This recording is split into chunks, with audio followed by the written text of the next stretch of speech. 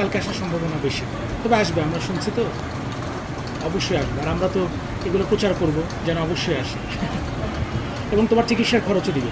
তুমি শক্ত থাকবা, যা যা লাগে, যা যা বলে ডাক্তারের কথা শুনবা, কিচ্ছু হয়নি। অনেক রোগীর অনেক কিছু হয়ে যায়, তারা সুস্থ হয়ে যায়। আমার এক বন্ধু, তার সারা শরীর পুড়ে গেছিল, কথাই বলতে পারতো না, সে সুস্থ হয়ে গেছে। তুমি আবার সুস্থ হবো, আবার ক্রিকেট খেলবা।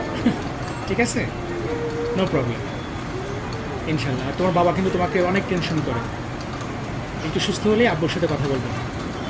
ঠিক আছে ভাইয়া?